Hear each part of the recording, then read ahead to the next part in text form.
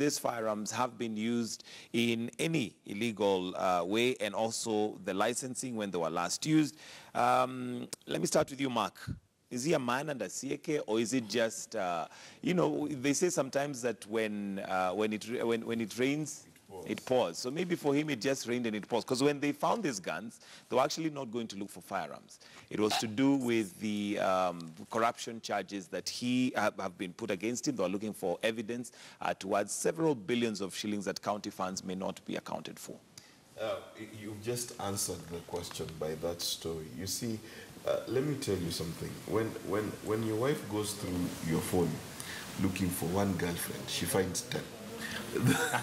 That's what happens. Okay, but I wonder if you're speaking from experience. I am a virgin. Let us not go into that because we've got no way of proving. And you're going to make Nerima go under the chair. But anyway. No, but generally that's what happens. It's sort of like how when the police stop you, you know, because you are speeding, and then your brake lights are out, and then your wipers don't work and things like that. So that's the situation Obado finds himself. Now, again, also, in this country, the wheels of justice stand in a very interesting way. Mr. Wanjigi learned that the hard way last year when his firearms were equally possessed. But for me, we've got to question the culture of firearm ownership in this country. If you have 8 guns, that is a small war you want to sustain, because what is it that you are doing that requires 8 guns? You know, and that's a question that we really need to ask, that whether you actually shot that gun or not, a gun is useful in terms of intimidation. It's useful in terms of sometimes giving it out to hired thugs who then threaten a population. And we remember famously that when Joho visited this particular county, he was shot at in the past election, and that is within fresh memory. So there's a lot of questions to be asked in terms of what were these guns used for. But as a country, we also need to ask that it cannot be normal that our political leaders have 8, 10 guns, and it is normal. What for? I can't remember the last time a politician was caught in a gunfight. I cannot remember the last time a politician's house was broken into. Also, governors, MPs, CSs have armed security from the state. So then I don't quite understand why you've got 2 bodyguards, a driver given to you from GSU, and then you've got 8 guns. Are you an octopus with 8 hands? You know, it's and 8 guns distributed in your different homes and offices. I mean, it's almost like anywhere you go, you literally have to have some ammunition there. But then you just need to carry the one that you're licensed to carry. You know, it does not make sense. Why? Because the question is, if you do get attacked, will you run to the safe? Will you run to where it is? There's a reason why people keep it where it's kept. So that idea of 8 guns, I think it goes into the culture of opulence and culture of motorcade and culture of looking big rather than security as a concern. All right, and Nerima Wako, do you think he's a man under siege, or is just you know, the cards coming down, crumbling? I do believe that, like Mark has mentioned earlier, how he was having a very controversial case and then didn't really quite go underground and seemed very confident, audacious, and just moving on with his life. And I feel that now we're sort of nitpicking on the various things that he's up to. So there is a bit of him being to be under siege, because even as Mark has mentioned, when we talk about our politicians, a lot of them do own guns, but do we really understand the gun laws or the gun culture in our country? In the US right now, there's a huge debate, and a lot of people are very angry with President Trump because he won't put his foot down on gun laws, because as soon as you turn 18 in the US, you can purchase a gun if you wish to, as long as you have mental stability and health. But how can you measure whether someone is mentally stable to be able to own a gun? When you bring it to Kenya, who owns guns? You'll either see those who are in crime or politicians. The two levels of people who own guns. But when we talk about the ordinary citizen, they don't even know where to purchase a gun. And they I don't think even that- understand how. Yeah, and that also speaks to another major failure to systems, because the reason why they have guns, the reason why they need to be that armed, if at all it is genuine, is because there is not adequate security provided. And of course now the question remains as to why and how do the normal Mwananchi who cannot afford those guns or qualify for them then take care of themselves? If your governor needs 8 guns to keep himself safe from you, there's something very insane about that scenario.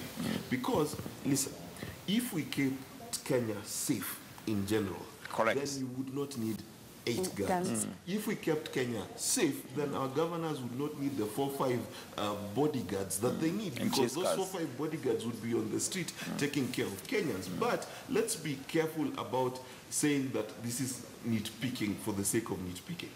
In any investigation, if you look at Donald Trump today and what the Democrats are planning to subpoena him for, they're subpoenaing him for his tax records. They're subpoenaing him for his relationship with Saudi Arabia, his relationship with Russia. Let me tell you, that's the nature of public office. When you get into public office, today, in fact, not even public office, when you get into the public limelight, today there's someone who's sitting down and Googling Nerima Wako and trying to find out why does she wear what she And But maybe Mark, let me hear, but yeah, go on. how many people are in public office right now, but we don't know their details? We can talk about Governor Ojamong, we can talk about previous Governor Kidero, we can talk about Sonko. I mean, there are enough politicians at the moment, but they're not on the front page news about things that are happening in their households. Actually, quite the opposite. We know about Kidero's houses.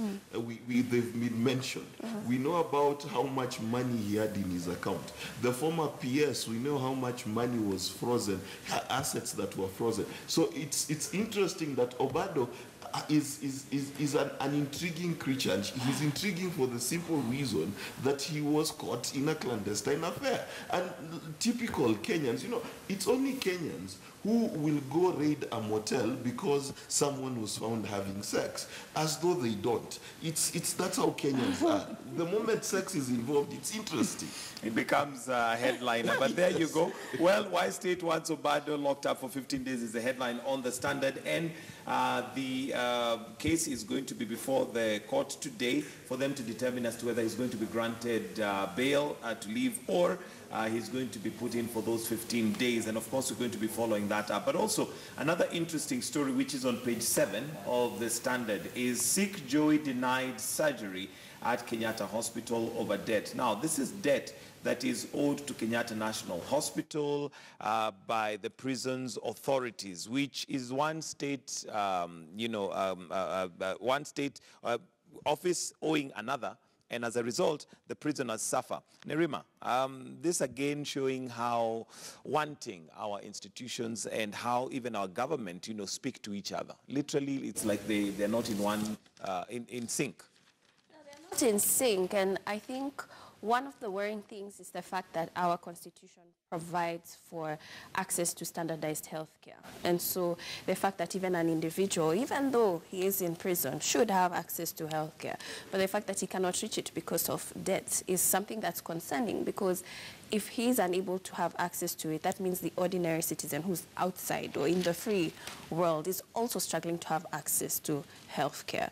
But I think that we cannot instill a culture of us as private citizens paying our debt when our own government is struggling to pay its own debt. So we need to be concerned about why is the KRA so keen to making sure they collect all these taxes, even when we talk about fuel prices going up and all sorts of things, but then there's no talk about transparency, accountability, or even the basic morality of being able to pay that debt and balancing. And of course, then I guess that would speak to the fact that we probably are funding corruption. I mean, the amount of money that they collect and the fact that they cannot even pay small little debts that they have here and there. We've had cases of the state owing Kenya Power, for example, billions of shillings. One wonders what happens to the money. Mark? The saddest thing is who the prison service owes. Kenyatta National Hospital. It is our biggest referral hospital. It literally saves thousands of lives every year, has more than 33,000 surgeries a year. So you can imagine such a facility operating under debt of 36 million. Then you've got to look at who then owes this debt, the prison service. Now, the prison service is again overstretched. There's not a single prison in this country that is not overpopulated, that is not understaffed. And if you look at the living conditions of the prison warders, they're deplorable. And these are some of the things that I think we as a nation need to return to basics. Okay, you know, I think we are one of those countries where we buy a Range Rover and we live in a bedsitter. That's how Kenya is. We've got very nice Range Rover things, nice roads, we're building SGR, but my friend, our prison warders live in a tin can. You've got the prison service. If you go to prison today, there is no place to accommodate you. You have to sleep standing in some holding conditions. Now, what are the basics? What are the things that are the absolute basics that we have to get as a Kenyan people? And when we don't answer that question, and then we've got things like Big Four, which universal health care is one of the things. Now, if universal health care is not provided for in a budget such as the prison service, because you've taken away this guy's capacity to make money, this guy's capacity to determine his own state of being, and then now you cannot provide basic health care, that is withdrawal not just of his basic rights to freedom and things alike, but you're withdrawing his right to life. Okay, which basically then means that today as we speak, prison is a death sentence. Because if you catch something like, let's say, pneumonia, and you go to the hospital and they will not treat you, you will die. That means that our relatives today who are in prison are under threat of death for no other reason that we do not prioritize basic things in this country. And of course, this coming to light simply because it's Joey, so we don't know how many other prisoners, Yes. maybe who've even lost their lives. Yeah. Because the reason why this probably is here is because, well, as a headliner, if it's Joey, then it'll attract attention. You can definitely do the math. We've got hundreds of thousands of prisoners, right? What's the probability that 10% of them are sick? Then what probability is it that 1% of them is seriously ill? And if 1% of them is seriously ill and they can't even access basics like ARVs or antibiotics because that's the only place you can get it, then definitely if someone did a report, I am pretty sure if they don't have access to hospital, someone has died. And of course, one would also now question again the conditions of those prisons, basically just normal conditions, whether they're humane. And again, if we looked at it, also we've had quite a number of high-profile politicians and high-profile Kenyans who've been thrown into prison, but they seem to have a different prison that they operate in, as opposed to, you know, the Mwananchi who was just caught and thrown in there. Nerima, I don't know if you want to comment on that. Just the fact that our justice, there's no justice really. No. And equality. And we also see the fact that there's a problem. So for an individual, like if we talk about people who can afford to go to private hospitals, it's because of the way public hospitals are run. Instead of if everybody only had access to public hospitals, we would see a difference. Even we can talk about it in healthcare, in transport, in any service. And that's the concern that Mark is talking about, where we have people who can afford Range Rovers because, or they can avoid potholes because of the money that they have, or they can up their security in their houses because they can afford to have an askari or own 8 guns because they have access to the resources to do that. But I feel that because we have so many politicians now going through these jail cells, there should be actually a conversation as to how to improve the standards that they're at, instead of having private or separate rooms for them to stay in, because at the end of the day, we should all be equal under this law. Absolutely. But apparently we're not. And the fact that you're in prison does not mean that you should be treated in an inhumane manner, but you should still be treated well until, well, that time. But let's look at the Daily Nation, where the headline is also a very worrying headline.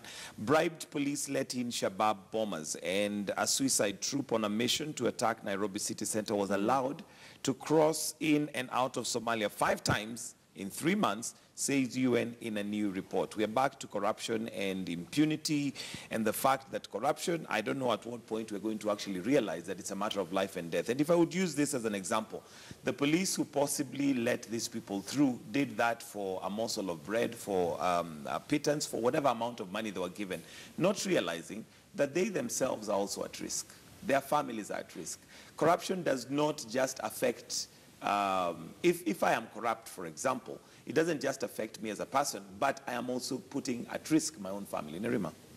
It's a very complex, I wouldn't say that it's black and white. It's very, very gray. Because at the same time, if people had access to their basic needs, then we can start talking about morality. We can start talking about values. Because at the end of the day, individuals are more concerned about, it's also difficult for me. I'm just trying to make ends meet for my own family as well. And that's why we see a lot of bribery when we talk about police officers, when we talk about military, and we see stories like this. And as much as we want to say it's sad, it's depressive, it's an economic cycle. It's something that people are only doing because they are viewing it as a short-term. Do we all ever have an excuse to be immoral? Whether it is out of the fact that we are economically disadvantaged, is it ever a good enough excuse to say, fine, then I can take a bribe because I'm trying to make ends meet? Michael, that's a very difficult question. I was having a conversation with someone who told me that his daughter was unwell, right? He lives in Mathare, okay? And she was so sick to the point where she looked like she was gasping for air. He gets to a local clinic, there's a very long line, doctors won't see him, they're telling him to line up.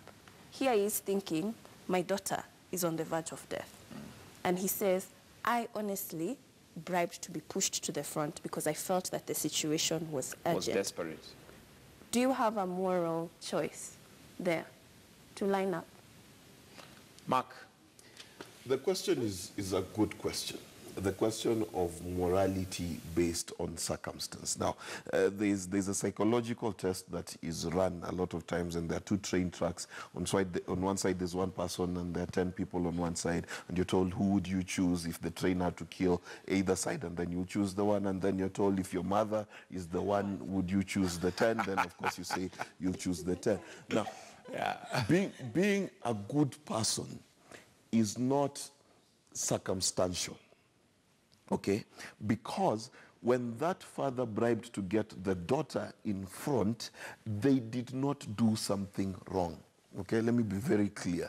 Because at the end of the day, even in traffic, if you have a sick passenger, you are allowed to break laws. In fact, the person who was wrong was the person who stopped a father with an emergency case and told them to queue. The people who were wrong were the people who stood there in the queue with milder ailments to see someone who's about to die, and you do not want them to let them pass because your flu is more important than death. And that then explains to you the level of immorality we have in this country. You see, you can test the level of immorality in a country by that which they consider normal. Okay? If today you go to a civilized society and you have an emergency case, the person with a broken hand will carry you to take you into theater. But because in Kenya we are used to being selfish, then the corruption we are talking about is not the corruption of the father. It is the corruption of the people on the queue. It's the corruption of the nurse. And that's where the problem is. The problem in this country is, yesterday I was driving and I was telling a friend of mine, and I saw a lady very nicely dressed standing next to a pile of garbage, and she did not seem moved. Now, that tells you what standard is normal. Now, what we consider normal is what is dangerous. The policeman who let in Al-Shabaab was doing what he normally does. That's normal. That's normal. So what we need to change in this country is what is normal. Now, the normalcy of this country is selfishness. The normalcy of this country is the moment I buy a Range Rover, I'll get a promotion in my church and in my village. That is what is normal. Mark, I'm going to have to pause you there because of time. We need to take a short break. And talking about normal and selfishness, of course, one of the things that we're going to be discussing when we come back is the appointment of Kalonzo Musyoka shortly after he he declared and said that he is willing to be Uhuru Kenyatta's errand boy. And of course, that has had a lot of repercussions from leaders in Ukambani. And one of the things that I noted as we think on that is that he said, I am going to become his errand boy. Nobody should separate me with Uhuru Kenyatta, and don't ask me questions. That may be something that we should discuss right here on Morning Express. So we take a break. We say goodbye to KTN home viewers. But for KTN News, let's begin that conversation on the other side of the break.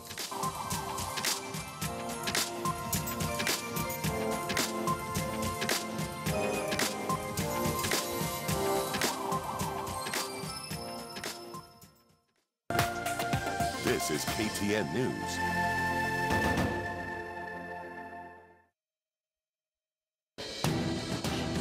Every Friday, KTN News and the Nairobi Securities Exchange have embarked on a journey to educate you on the capital markets industry. The biggest need in the market is in the affordable housing space. There's need for us to really pass the education down to the real basic level. Featuring in-depth interviews from industry captains. What are some of the strategic measures that you have taken as a company in order to remain at the top and, of course, to maintain these margins? To the market analysis. On a speculative level, yes, it's a good time to buy. The Trading Bell, every Friday from 3:30 p.m.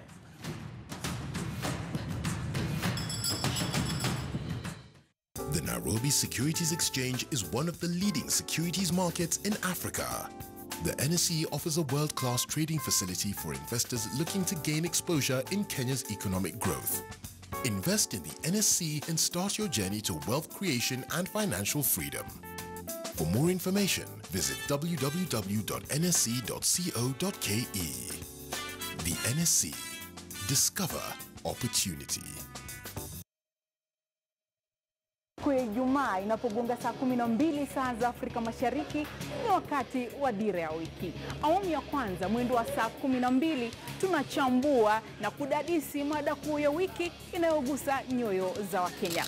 Saa 1 juu ya alama tunakuletea taarifa kuu za siku. Kisha tunakuliwaza na kukusisimua kupitia vituko, vitimbi, kukurukakara. Wengine watasema majambo ya wiki kwenye mirindimo. Bila kusahau sehemu yetu ya michezo kwenye Dira ya Michezo. Na je, shujaa wako nani? Huenda ni wewe binafsi au mtu mwingine ambaye unamtambua na kumwenzi katika jamii. Ndiposa kwenye shujaa wa wiki, sisi pia tunawatambua na kuangazia visa vyao kwenye shujaa wa wiki. Hatulikunji jamvi bila kujifunza mengine, ambapo tunajifunza fahamu ishara. Tazama Dira ya Wiki, tukupe ufahamu kwa mduara.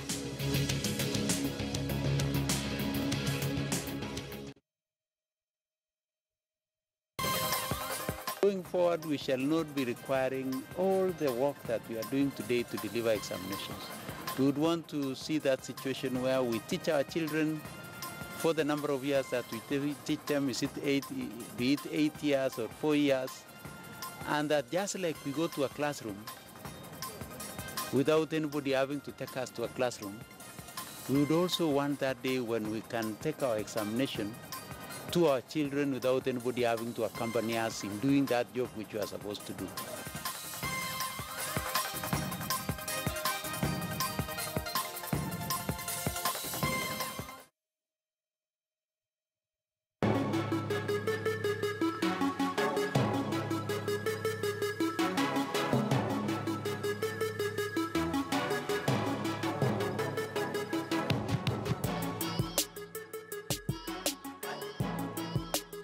Usiku mara unasikia huyu kama hii taa iko hapa haifanyi kazi.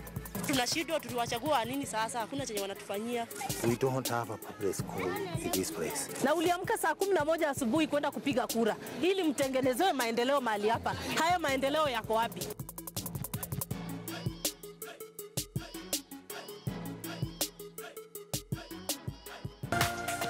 This is KTN News.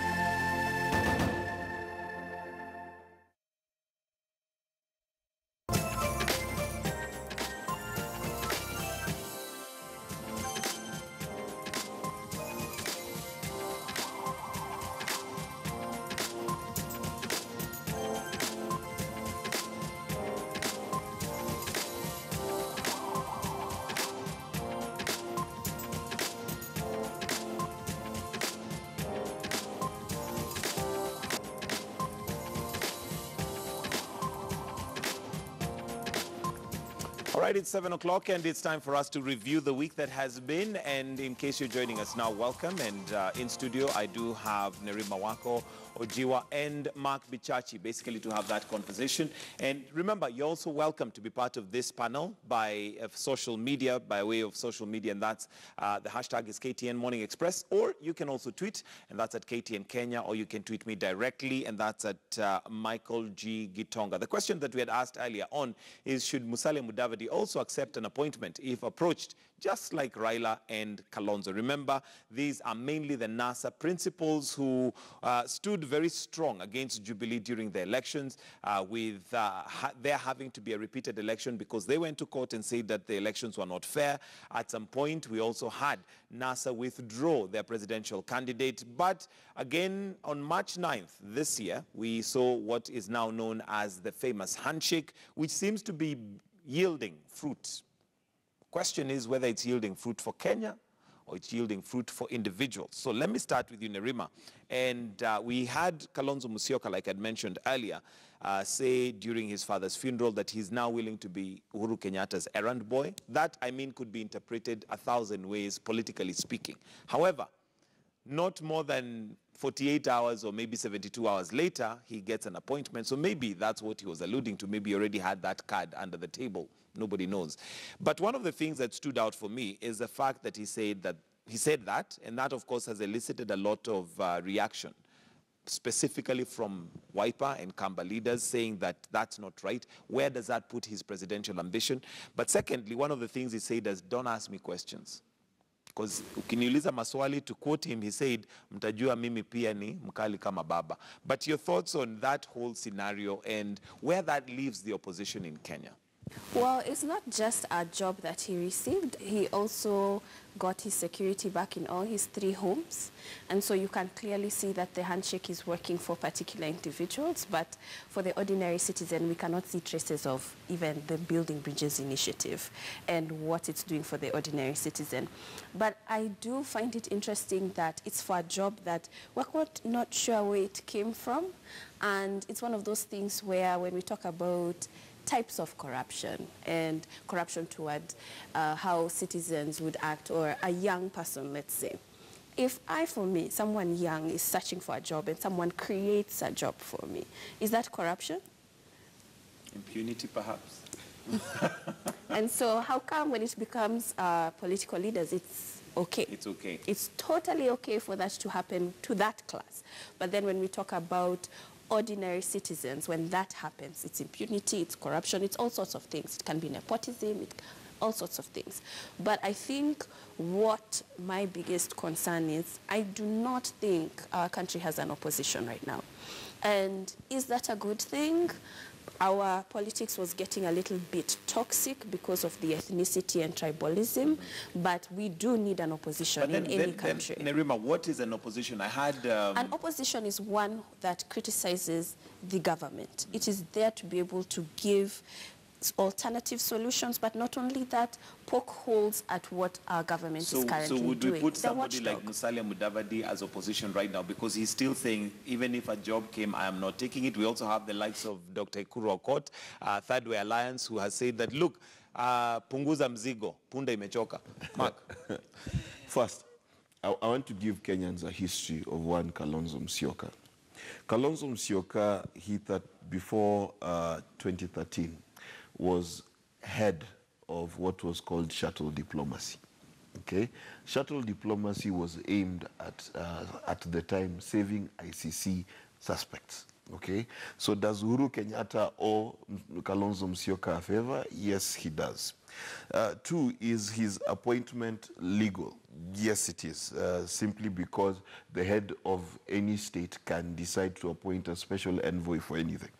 Okay, he can appoint me today special envoy of African beards. Okay, it's no, genuinely. After all, it's No Shave November. Yes, anyway. You get no, but so that is legal. But again, Kenyans are forgetting the character of Kalonzo Musyoka. When NASA was asking for money, okay, who was the mtu wa mkono during that picture? Holding the yes. pay bill number. Yes. So it is in Kalonzo Musyoka's nature to be a KYM. A tiger does not lose its stripes. So, my friends, I don't know. You know, Kenyans are the funniest people. This is the Kalonzo you've always known. Okay? And he's acting the way he's always done. It's within character. So it's within character, and there's nothing wrong with that. And number two, there's nothing we lose in losing Kalonzo out of opposition. What has Kalonzo ever opposed? What has Kalonzo ever whistleblown on? What benefit has Kalonzo ever been to the opposition cause? You understand? He is not the kind of characters to stand and say, I have a dossier and this particular government department has spent this kind of money. Have you ever had? Okay, moving away. So we've not lost anything in as far as opposition All right, is but concerned. moving away now from Kalonzo as an individual, the question, and they say that politics is it's a game of interest. It's purely interest.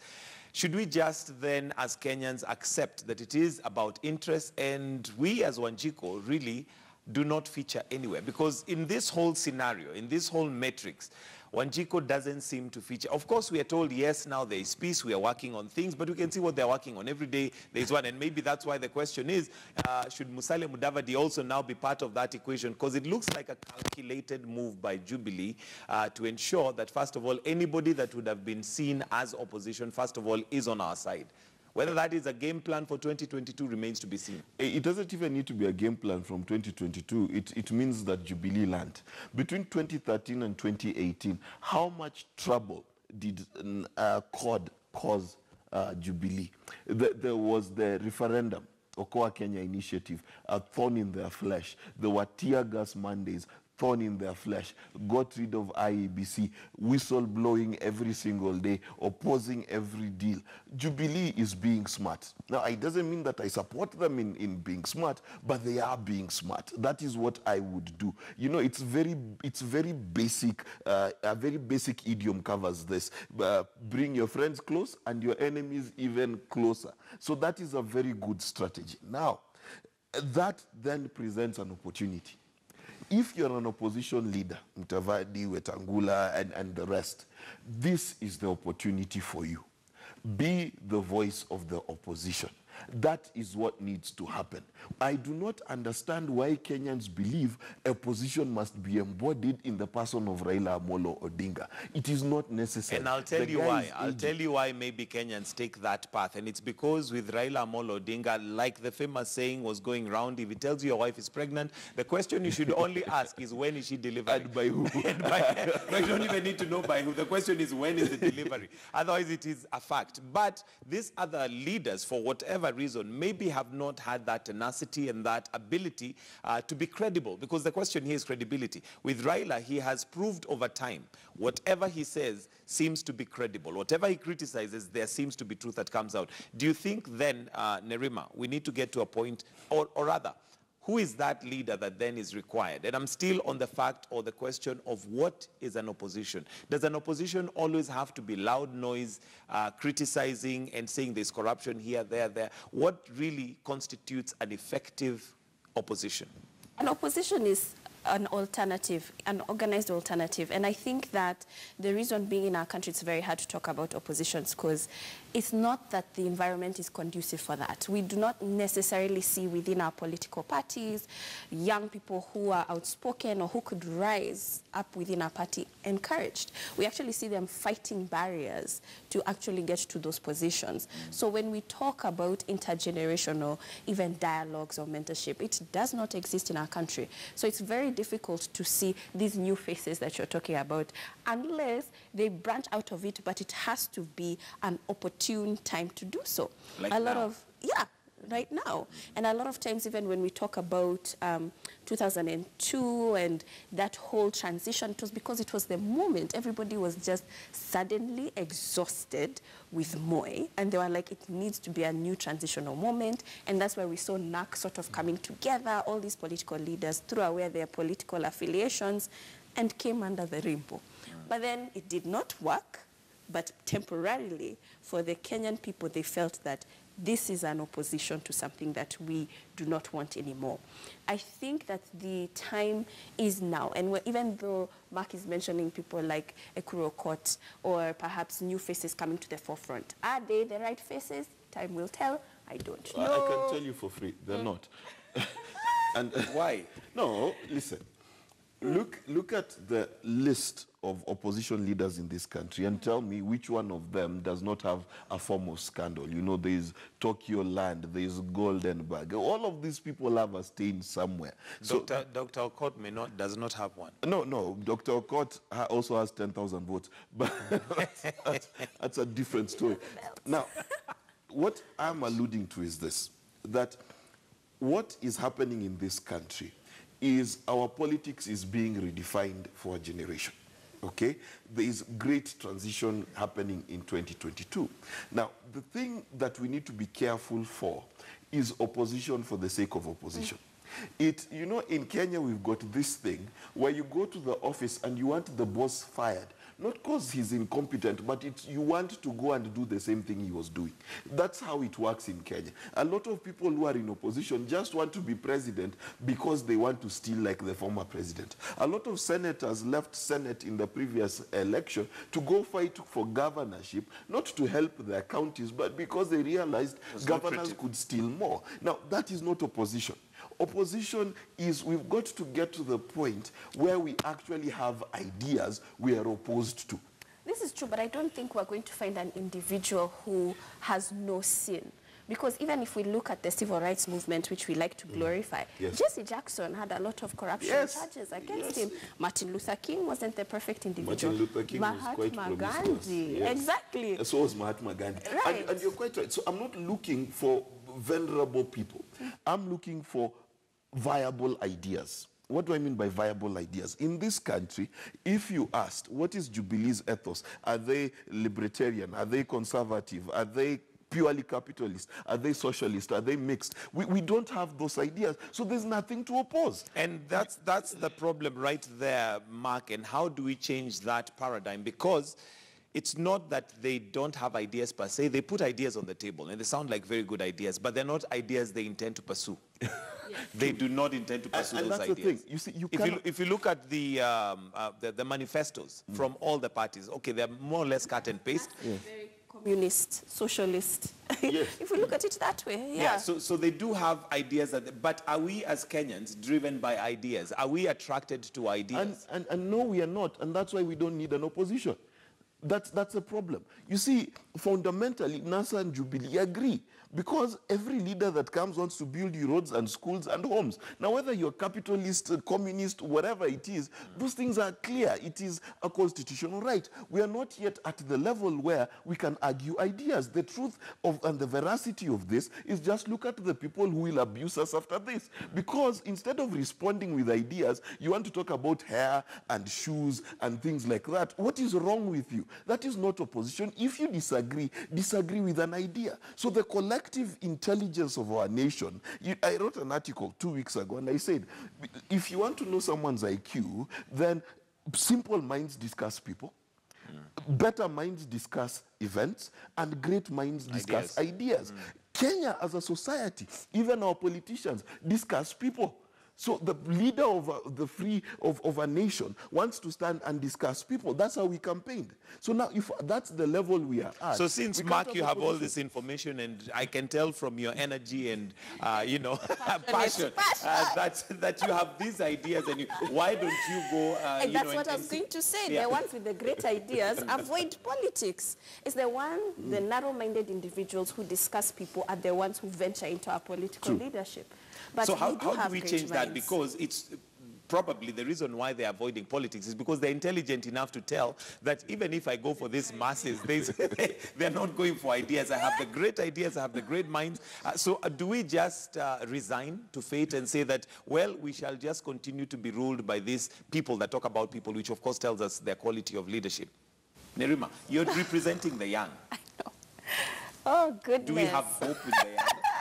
Because again, look at go to Twitter and go to social media, where you have a majority of your constituents, for example, and look at what they discuss. It's purely people. This is true. That I have seen, but I'll say that they are sparks or little droplets of hope, because I can talk about Samburu. There's an organization called Bright Future Foundation. They're pushing for a youth inclusion policy right now as we speak. I can say the same in Kericho. I can say the same in Busia, in Kisumu. So they are young people who are concerned about leadership in their counties, starting from the grassroots. Because we're beginning to recognize, as much as we hear development agencies talking about the demographic dividend, it's young people are going to be more concerned about this population hike and increase, and then we need to be concerned about how we're going to be able to sustain ourselves in the millions if we're talking about having 2 billion youth in the next 10 years. It's something very scary to think about as a world over. So young people are seeing that they need to hold their leaders accountable. They are willing to learn because they can see that it's going to have a product that they can see face to face when it comes to access to basic needs. So I do say, yes, it's there, but then it's something that is very long-term, very slow, and sometimes young people do not have the patience, but it's something that can be worked on, and it's something that needs organization, collaboration, and synergy. Okay. But our county governments are not working on that. They're not working on that. Mark, do we have hope in our younger politicians? And I'll just name a few, just to give you, an idea of where we are. We have the likes of Ndindi Nyoro, who's a young politician. We have Edwin Sifuna. You have the likes of Ababu Namwamba.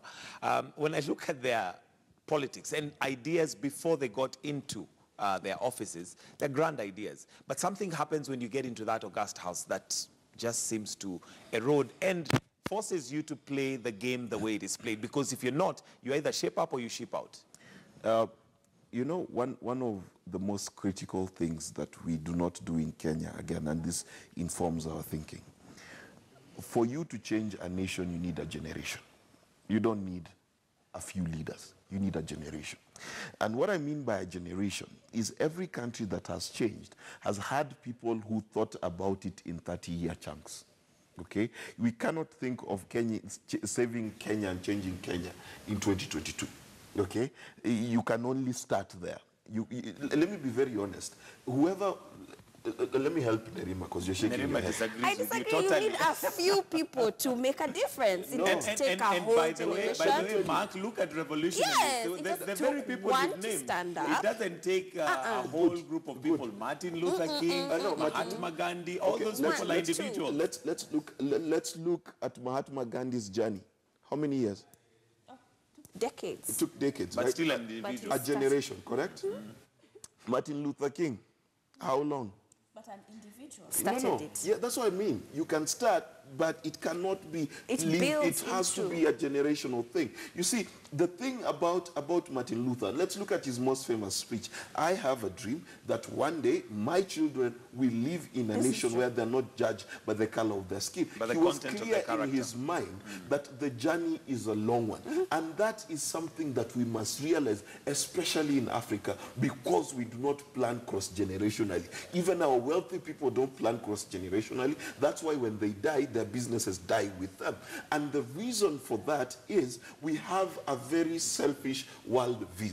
You see, if the builders of the United States, the builders of Europe did not think of generations to come, they would not have the nations they have today. I'll give you a very simple example. The timber industry in Canada harvests trees that were planted by their grandfathers. That is the right order by which we should be planning life today. Even when we're talking about a constitutional review, we should review a constitution for generations, not a constitution for now. Now, the importance of doing that is this, because then when we are voting in 2022, the question we would ask is not who do we have a debt for, who do we owe, or do we owe Raila more, do we owe Ruto more, because that's a nonsensical question. The question should be, who can deliver 2050 in 2022? That's the question we should be asking. Because what we should be trading in is the future of this country. Now, if we cannot think 20 years at a time, then you cannot make objective decisions. It's the same reason why our young people are getting pregnant. They're getting pregnant because you are in high school, you're not sure of a university placement, and even if you get to university, you're not sure of a job. That means you become more irresponsible today, because hope is what keeps you responsible for tomorrow. If someone tells people that that this world is ending tomorrow, you look at the amount of craziness they will unleash. Discipline is a function of direction. If you have no direction, you have no discipline. That's why, to quote the Bible, it says, train up a child in the way he should go. Meaning if he's got no place to go, there is no way of training. He'll go anywhere. And also people without a vision, the people perish. Yes. And I want us to maybe look at other things on that, but maybe just to correct you, or maybe to say that we do think in terms of long term, but our kind of thinking is 10 years for Uhuru, 10 years for Ruto. That's long term. That's long term. That's a long-term thinking we do as Kenyans. So maybe that song should not even have been Tano Tena Uhuru. It should have been Kumi with Uhuru Ruto. But anyway, that's a story for another day. One of the other things that took place, of course, was on Monday, was the enforcement of the now what is called Mishuki laws. And I avoid even calling them that because they're not really Mishuki laws, but they are laws that have been put in place. And unfortunately, the reason why we as Kenyans again refer to them as Mishuki laws or Matiang'i rules when it comes to education is because they're mainly driven by individuals. Nerima, do we have a way of putting systems in place that will ensure that even after Mishuki is gone, we are not waiting 15 years to enforce the laws that were already there, and they're there for our own good? They're there for our own good. I think that sort of tagging on what Mark talked about earlier, we're talking about warm cultures and cold cultures. And I say this because the reason why maybe European, American countries can plan so futuristically is also because of their seasonal patterns. When you have a winter, you are forced to organize yourself, think ahead, also be aware that there is no planting in particular times, and you have to be able to eat, so you organize. So that's why when we look at how we view time, it's completely different from how Europeans view time. And that's why they are more stricter with every single minute, every single hour. So back to our regulations. It's the same way, where how they view their laws, they make sure that they live within their laws. We can talk about a simple thing as following our traffic lights, where we will see red and people will not stop. And it's because how do we raise our youth to be able to follow our laws? And we do not. It's simply, if we are being watched, we will follow that law. Policed people. And it's the same thing when we are doing our examinations, this culture of cheating, where we're so concerned about having enough security to scare young people from cheating, not necessarily the value of hard work, of you earning your work. So it's very interesting for me. I studied sociology, and I love watching or studying Kenyans. And it's very interesting for me to see how as soon as there's an individual watching us or an institution or anything, we will follow.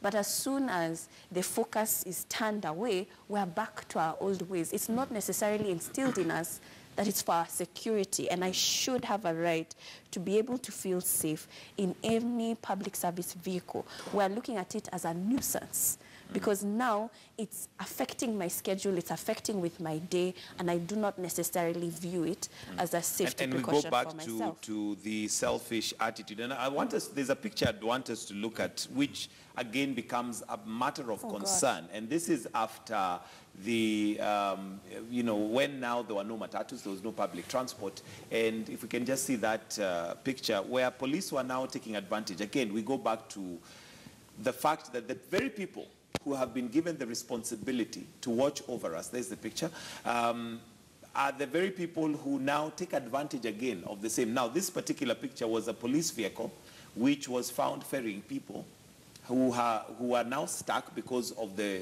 lack of matatus. And of course, now the police were taking advantage. I think it was a route that charges 250 shillings. In this case, they were charging 400. So now that leaves me with the question of, even as much as Nerima, you say we are policed and we have to be watched. Now, these are the people who watch us. And it's not just this. Look at when there's traffic. Who are the people who are likely to overlap with impunity? It is a GK vehicle. It is a vehicle with a flag. That leaves me wondering. There are two things. First, Kenya as a nation never left high school. In high school, discipline was an inspection. Okay, I'm sure if you went to a public school, there was inspection night, and suddenly, you know, your clothes had to be clean and everything had to be clean, and that's how it happened. And when the prefect came to your box and you got some contraband, the only way to get out of it was to share the contraband with him. Okay, so we as a country are still a high school country. Okay, we are still teenagers, and teenagers behave in a manner that we constantly want to do wrong unless we can get caught. And that's how Kenyans are. So a Kenyan will be on the road, he will overlap for as long as the risk of being caught is low. If you get a Kenyan, if you ask him, you can get your ID in a week or in 2 days, just bribe. As long as he will not get caught, he will want to bribe. Now, that's the psyche of a nation. Now, what I fault our country for, whether it's Michuki and Kibaki and Moi and Kenyatta Senior and Kenyatta Junior, none of them ever sat down and asked the question of how do I change the culture of my nation. It's never been asked. And let me tell you the danger of not changing the culture of a nation. The world has a defecation index, okay? Now, out of all the open defecation that happens in this world, 60% of it happens in one country called India, okay? India has the biggest rate of people who do not use toilets by choice. By choice, okay? Now, 60%. Why is that the case? Because of the culture that they've allowed to permeate that society. So they've got trains, they've got the tallest statue now, they've got the best roads, they've got billionaires. India is producing billionaires by the minute. But the culture has not changed. You see, you can take a donkey to water, but you cannot force it to drink the water. Now, any country that has changed has had to have a leader who's decided to change the culture of our people. Singapore is an example. China is another example. And if we do not focus on changing the culture and we keep giving rules and rules and rules and adding policemen to our examination centers, we will never address the question of morality. Because, let me tell you, the guy who's in Form 3 is sitting and looking at the Form 4 guy who was caught, and is looking at that exam system, and out of the next million that are sitting, there is one or two who are brilliant enough to beat the system. There is no system that has never been beaten. So it is useless to keep trying to enforce laws if you are not then working on the culture. Because if you yourself, let me tell you the importance of culture.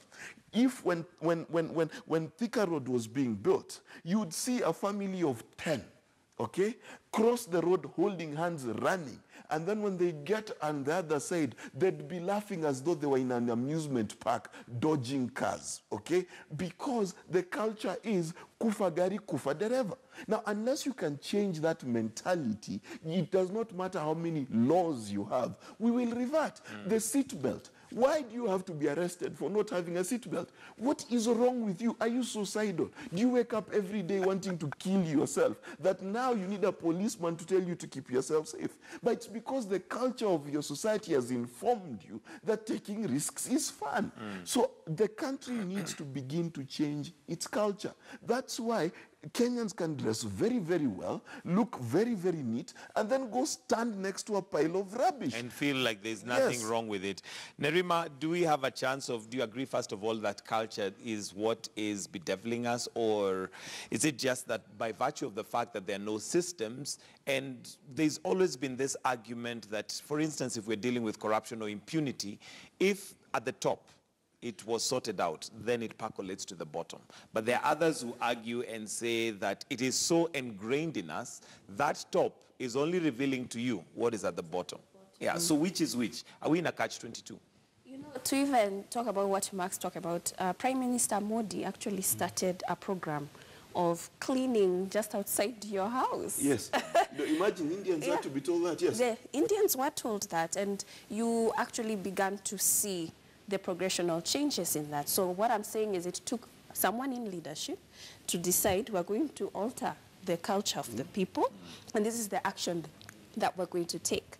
And so it does have to come from the top and trickle down, I believe so, because when we even talk about corruption as an issue, it's so trickled down and ingrained within our systems that if it's not from the top, we're not going to see changes unless we have that goodwill from the executive. But one might argue and say that right now there's goodwill. We've seen people being arrested. We've seen the government cracking down on corruption. They've even entered into agreements with foreign jurisdictions where money is going to be brought back. So one might say there is action at the top.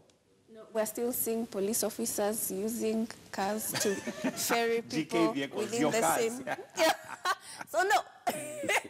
No. Mark, we need to wind up, and possibly, do you see Mishuki rules? Let me say, do you see the law being enforced long-term and not long-term to, they say that it takes 21 days to change a habit. Do you see it at least lasting that 21 days to a point where now it becomes natural? I think majority, and this is where the irony is sometimes, if you get into your own private car, majority of the drivers now automatically will put on their safety belt. Yes.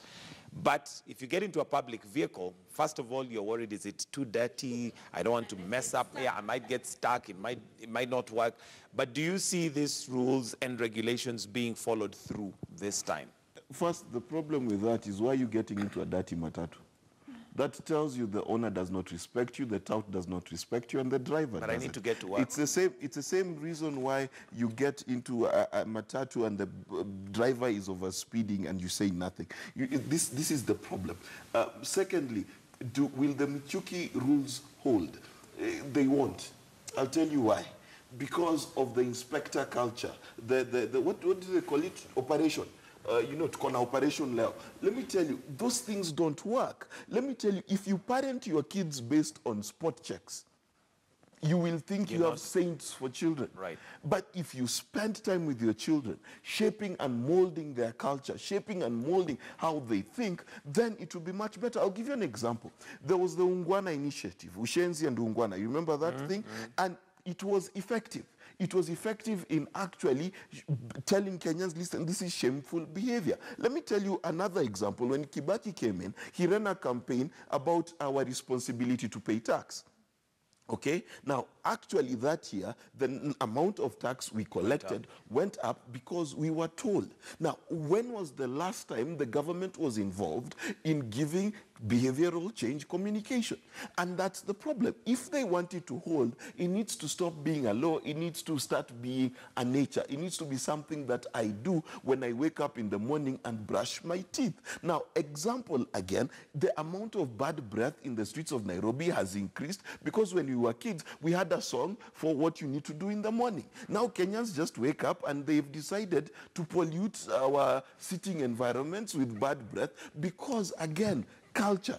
That is why Japanese people will go to Russia, which is a totally different country, and be clean there when there was no prefect there, because that's their culture. You understand? So the issue is Kenyan culture. So it does not matter how many rules. My friend, we have rules for everything in this country. And we are not short of rules and regulations. Nerima, are you as pessimistic as he is that the laws will not be followed through? After the operation is over, we're back to where we were before. I agree. Oh my goodness, that's rather unfortunate, and I hope that our authorities are watching, and especially Dr. Matiang'i, because he mentioned and said that for him, this is not overnight thing. It is not a one-month thing. It is going to be maintained. But of course, at the end of the day, it is also we as Kenyans to play our part. When you get into that matatu, buckle up. Thank you so much. We'll have to wind it up right there because of time. Nerima Wako Ojiwa from Siasa Place and Mark Bichachi, who is a governance consultant. Thank you for joining us this morning on Reviewing the Week. It's now 26 minutes to 8 o'clock. We want to take a break, but do stay with us right here on Morning Express. We still have more coming up for you. We've got hot topics lined up for you, but before that, we also have some stories that are making headlines. We take that break.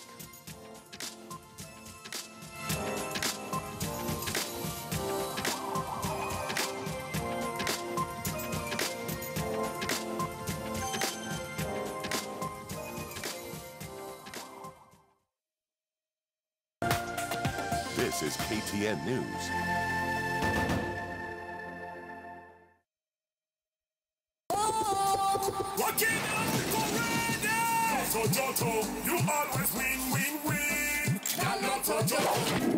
I'm so broke. I'm so broke. Then win. Get rich with Lotto Jotto. There's 25 million shillings to be won. Today, get your ticket. Send 50 bob only to paybill number 298899. Account Jotto. Win with Lotto Jotto. Pulse magazine this week. After quitting her popular TV show, Joey Muthegi finally reveals why she called it a day as she opens up about her love affair with football star McDonald Mariga. From Bahati getting caught in a nightclub to Diamond getting in trouble again, we have all the juicy celebrity gossip packaged just for you. If you never heard it from us, it probably never happened. Pulse. Get a life. Free with your Friday Standard.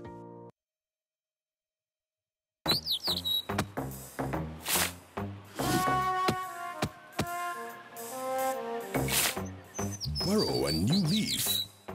How to find and sell goods from him.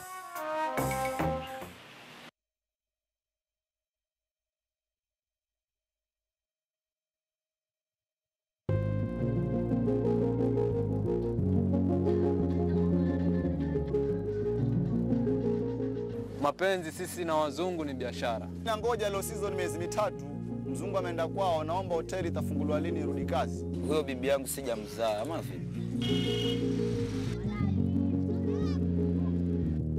Ula mzungu watamu hakuna. Tawakuta wako beach, wanatafuta wazungu. Lazima akakae kwa holiday na yule mtoto wa shule.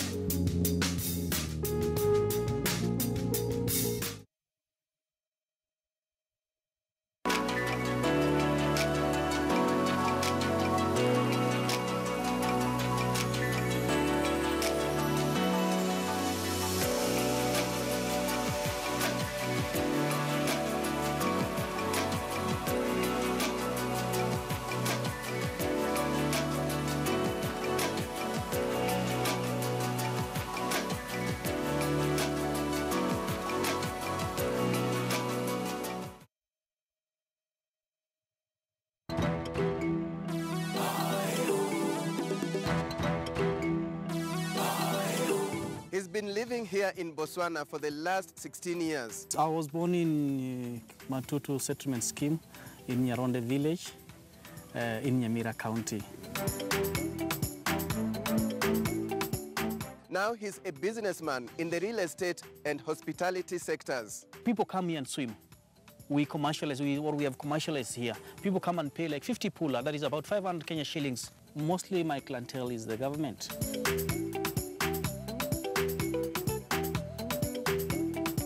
George Onyancha on Daring Abroad this Saturday at 9:45 p.m. on KTN Home and KTN News.